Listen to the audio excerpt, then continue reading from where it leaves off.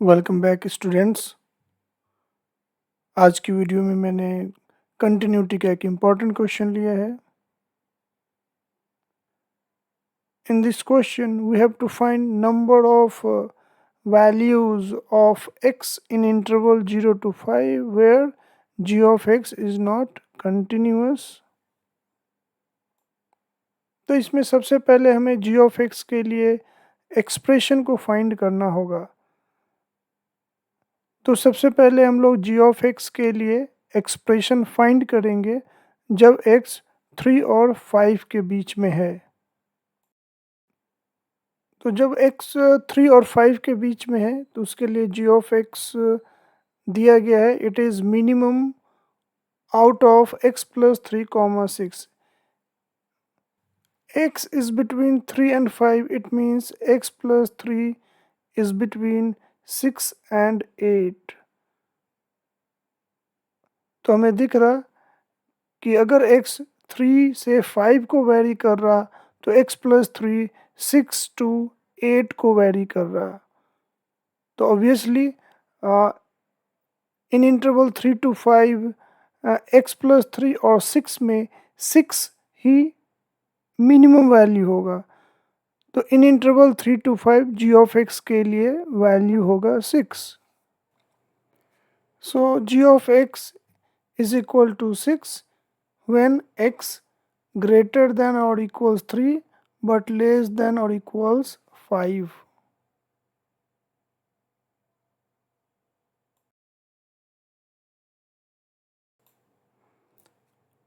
अब हम g of x के लिए एक्सप्रेशन फाइंड करेंगे जब x 0 और 3 के बीच होगा।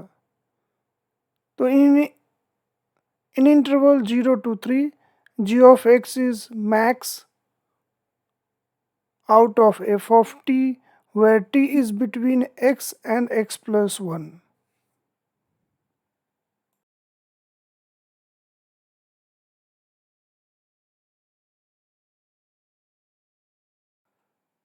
अब यहाँ पे maximum out of F of T के लिए एक्सप्रेशन फाइंड करने के लिए हमें एफ ऑफ एक्स के इंक्रीजिंग और डिक्रीजिंग नेचर को समझना होगा।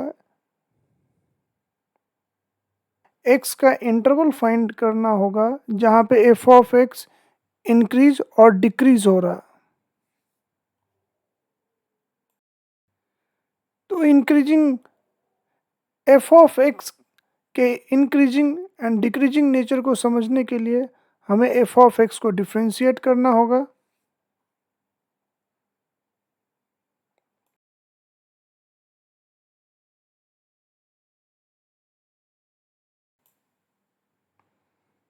f dash x is equal to 4 minus 2x।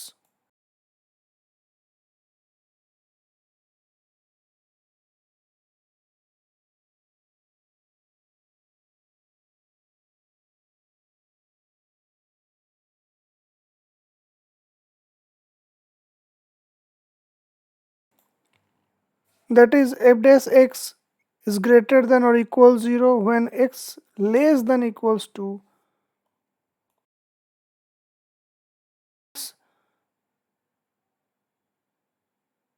इसका ये मीनिंग हुआ कि जब x 2 या उससे छोटा है तो f ऑफ x इंक्रीजिंग है और जब x 2 से ग्रेटर है तो f ऑफ x डिक्रीजिंग है।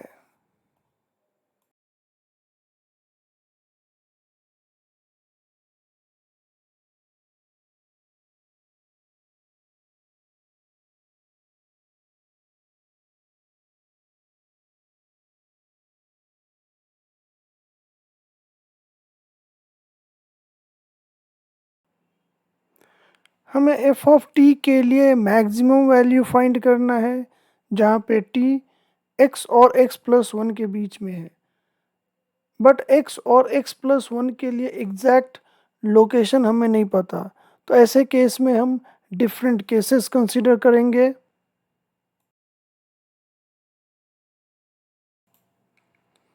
Case 1 when x plus 1 is less than और equals to.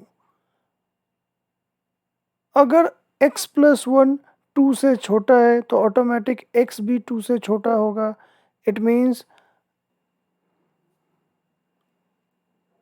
t is between x and x plus 1. It means t is less than or equals to, as already x plus 1 is less than equals to. और जब t less than और equals to होगा वैसे situation में F of T is what, increasing.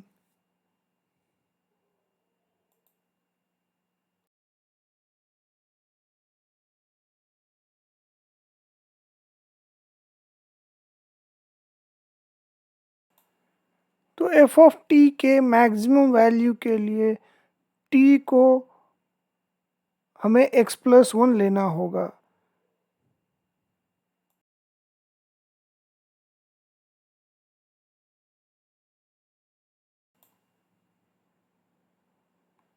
It means case one के लिए g of x f of x plus one के equal है।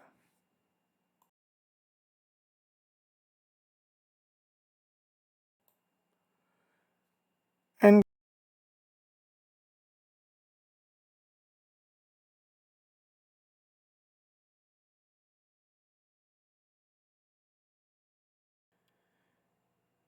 now case 2, when x is less than 2 while x plus 1 is greater than 2.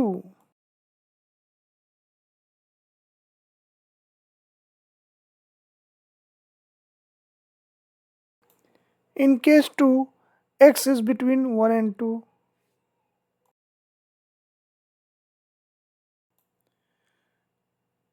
अब t x और x plus 1 के बीच में है और यहाँ पे x 2 से छोटा है जबकि x प्लस 1 2 से ग्रेटर है।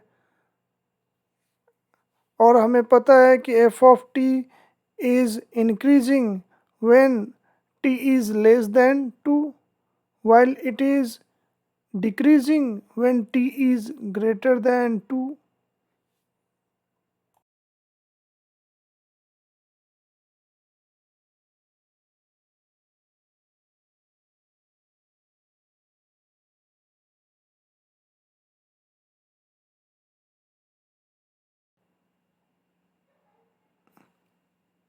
इसीलिए एफ ऑफ टी के मैक्सिमम वैल्यू के लिए हमें टी का वैल्यू 2 लेना होगा।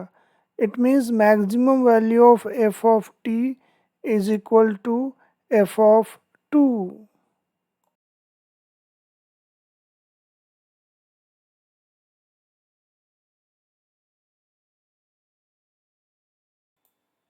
So in case 2, g of x is equal to f of 2.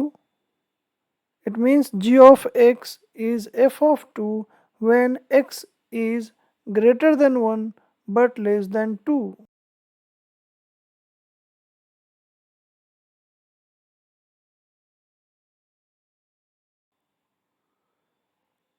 अब थर्ड केस लेंगे when x greater than or equals to, as x plus 1 is greater than x, so x plus 1 भी 2 से greater होगा। Now t is between x and x plus 1, it means t का interval 2 to infinity होगा। t is also greater than 2 and in interval 2 to infinity f of t decreasing है।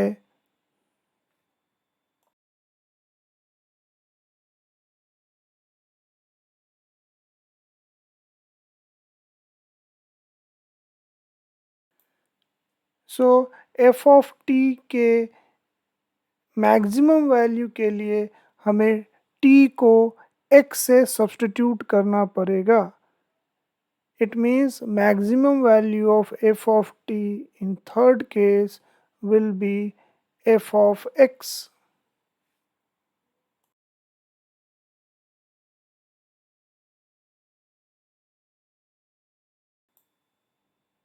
So in this case g of x is f of x, that is g of x is f of x when x greater than or equals to but less than 3.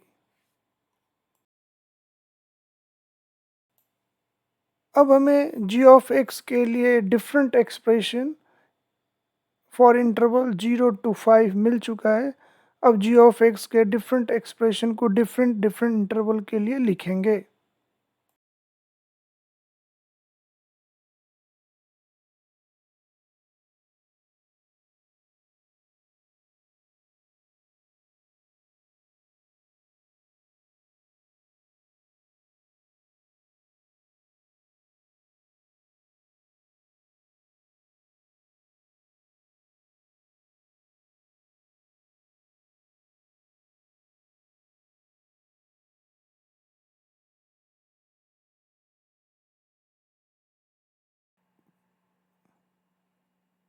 पूरे expression में x का value जहाँ पे जी of x discontinuous हो सकता है वो है 1, 2 एंड 3।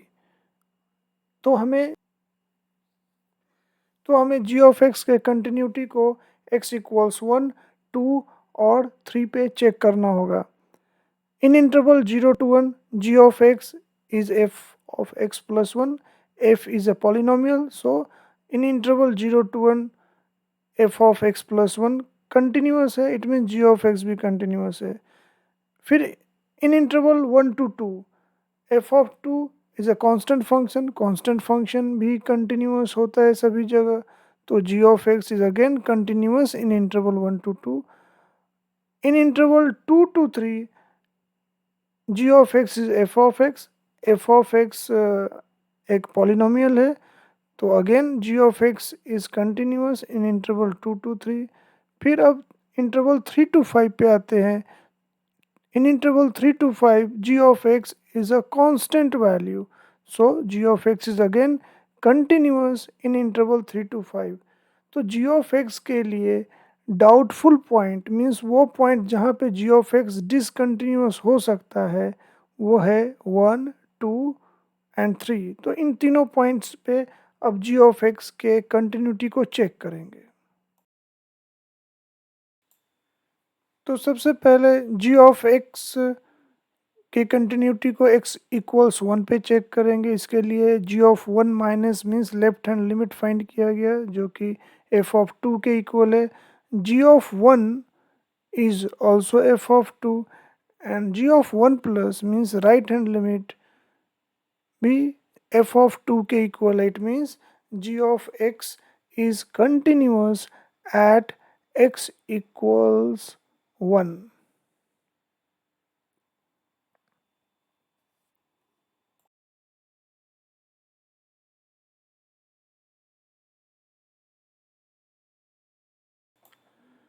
अब g ऑफ x के कंटिन्यूटी को x इक्वल्स 2 पे चेक करेंगे।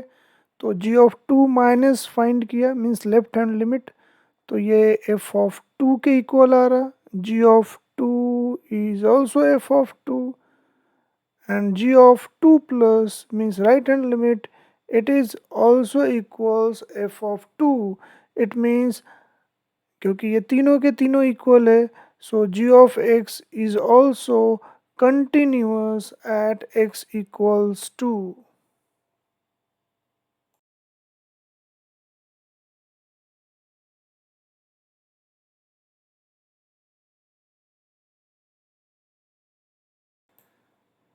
अब g ऑफ x के कंटिन्यूटी को x इक्वल्स 3 पे चेक करेंगे। तो इसके लिए g ऑफ 3 माइनस फाइंड किया लेफ्ट हैंड लिमिट, तो g of 3 minus is equal to f of 3 and which is 4 while g of 3 is equal to 6। तो क्लियर है कि g ऑफ 3 माइनस के इक्वल नहीं है, तो इसका meaning g of x equals 3 पे कंटिन्यूअस नहीं है।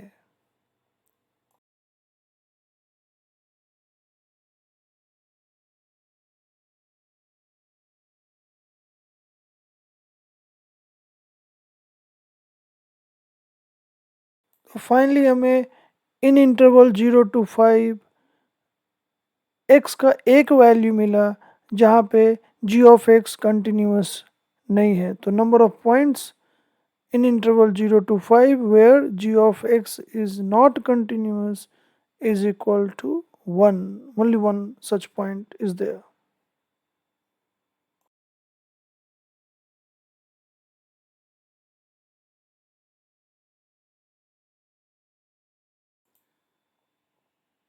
One is correct answer.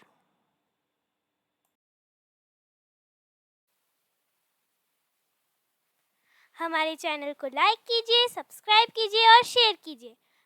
Bell icon को दबाना मत भूलिएगा ताकि आपको हमारे चैनल के नए वीडियोस के नोटिफिकेशन मिलते रहें।